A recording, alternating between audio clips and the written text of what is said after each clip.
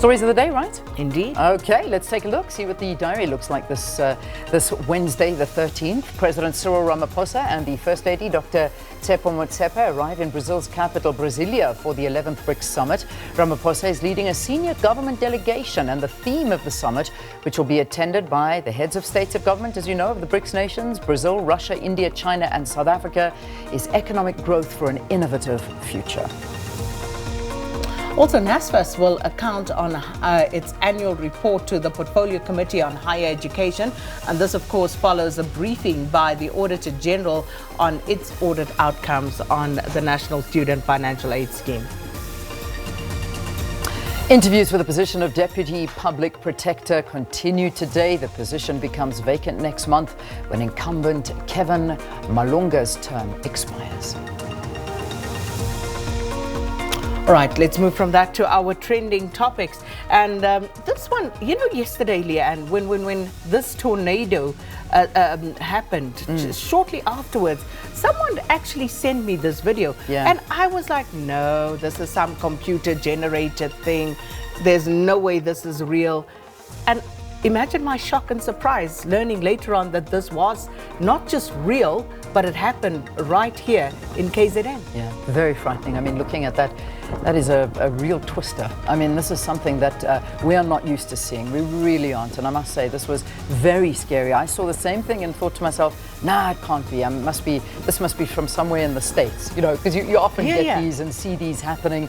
But this was here, KZN, and causing much devastation. In fact, I know that there's been a lot of research now done on the histories of tornadoes in South Africa and how frequent they actually are. And apparently they're saying that this icy weather that has gripped vast patches of the country over the past few days is extraordinary, from flooded CBD streets, severely damaged informal settlements, snow-capped peaks in the Drakensberg. It really has got something to do with all these weird weather patterns that we're suddenly seeing. And, this is it's quite alarming, but we'll check in on the weather and see, what's actually going on. But I think the first one to hit us when they look back in recent years was the 15th of November in 1998, and that happened in Harrismith. 750 homes were just gutted. Wasn't there one in the East Rand not so long ago? Not so long ago. This is going way back again in 1998. This was in Umtata in the Eastern Cape.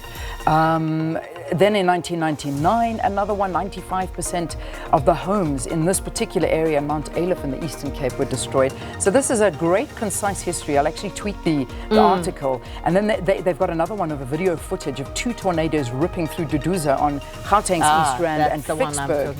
And that was in the Free State, where one child died and hundreds were injured. I remember that one very well. That's more recently, yes, frightening, absolutely. It is frightening because, as you say, these are not things that we are familiar with. Yeah. You usually see these when you're looking at things happening in the United States. They usually document these type of things.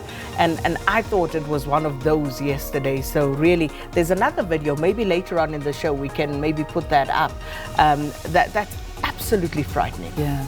No, it just is. It really something, a real wake-up call for us. And I think it would be great to get somebody from the province, if we haven't already planned that, just to talk to them about, the aftermath of the devastation now this morning as they wake up, and if there's anything more forecast for something like this to happen in the area. So anyway, that was the big talking point there on Twitter, and that, of course, is tornado. Yep. The next training topic, I think, let's go to that one now. Malema. Oh. You played this to me. In fact, wow. I played this to you. Again, it was one of those that got people talking. Yeah. Another session in Parliament talking to Robert Mugabe and Life and Times. And so Khalib Kachalia of the DA, he came out and spoke about, where Malema was and made his little speech. And then the smackdown of all smackdowns by Malema.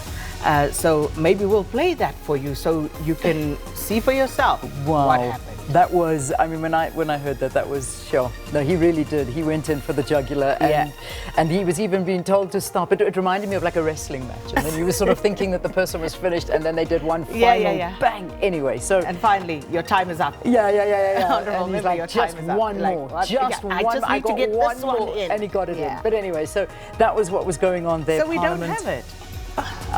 That's well, a pity. go and have That's a look at it. Go and have a look at well it. worth watching. It is trending. It is. Yeah. And then the final one, of course, is our President Jacob Zuma. So we had an interview about this yesterday, and everybody talking to this about the tax affairs of our former president, Jacob Zuma. And it's quite interesting what's actually happened now is that they're saying that, Jacob Zuma's come out and say, you can have free access. The public protector can have wanting free them. SARS saying, no, this is information They had that a is whole protected. presser Yeah, we yesterday. cannot give you this information. President Jacob Zuma coming through and saying, you can have access, I have nothing to hide. What is going on? That is the million-dollar question, and I'm sure it will unfold. I think rather than speculate about where this is headed, it will reveal itself. Yeah. I think it won't be long before it does. Well, so we look forward let's to wait that. and see. We look forward to it. All right, there you go. Those are the trending topics on social media.